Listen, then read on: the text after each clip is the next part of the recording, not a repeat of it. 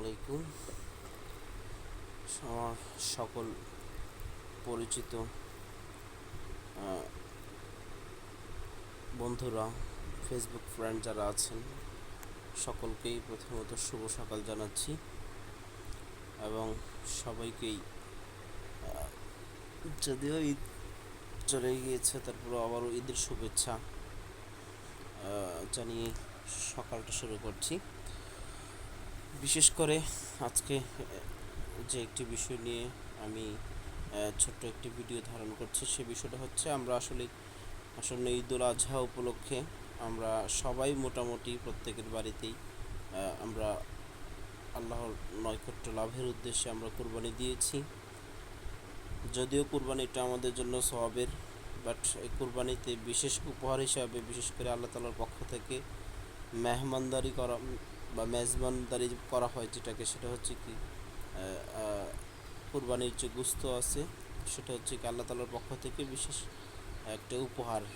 আল্লাহ তাআলা নিজে আমাদেরকে মেজবানি করছেন আর আমরা হচ্ছে আল্লাহ তাআলার মেহমান। তো এই কুরবানির মাংস আমরা মোটামুটি প্রত্যেকের বাড়িতেই আমরা সবাই খাচ্ছি এবং আগামী 2-4-5 দিন দেখা যাবে প্রত্যেকের ঘরে ঘরে কিন্তু এটা আছে।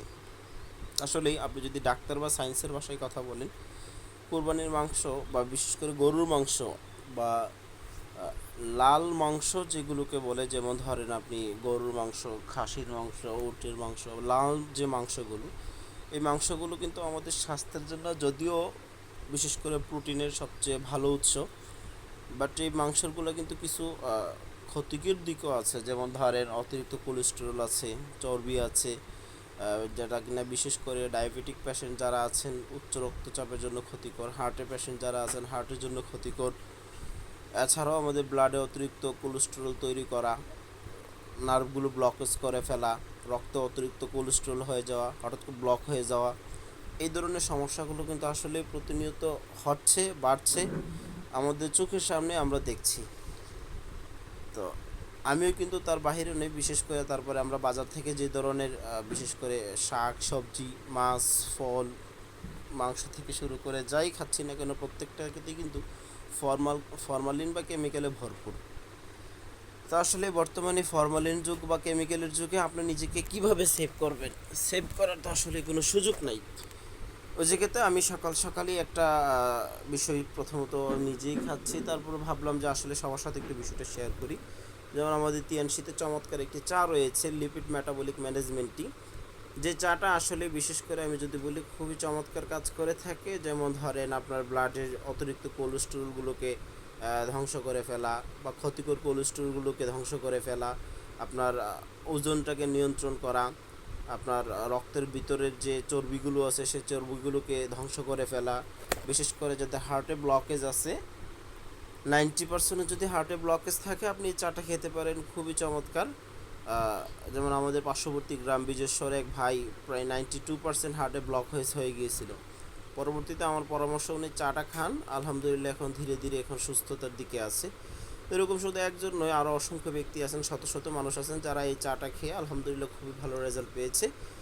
আমিও আমার পরিবার, আমার মা বাবা থেকে শুরু করে সবাইকে নিয়ে আমি এই চাটা খাচ্ছি। যেমন আমি সকাল সকাল ঘুম থেকে উঠে আমি এক মগ চা নিয়েছি।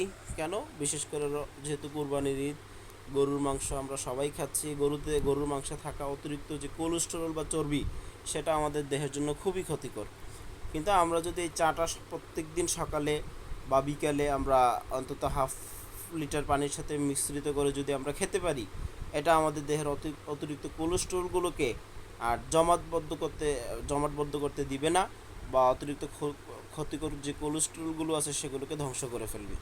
তো আমার মনে হয় বিশেষ করে যারা আমরা গরুর মাংস ইদানিং খুব বেশি খাচ্ছি, তারা আমরা এই চাটা খেতে পারি।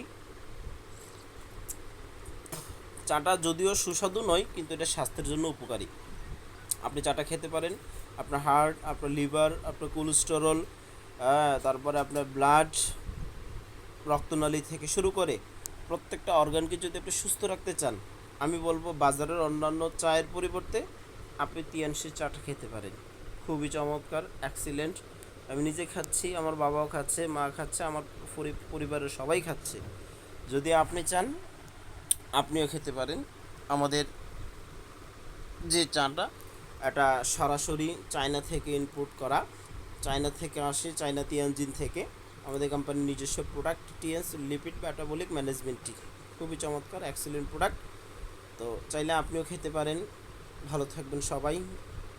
আপনার সকালটা এবং আমার সকালটা, সকলের সকালটাই শুভ হোক, এই শুভকামনা, সকলের প্রতি এই শুভকামনা রেখে আজকের মতো এখানেই বিদায় নিচ্ছি। আসসালামু আলাইকুম।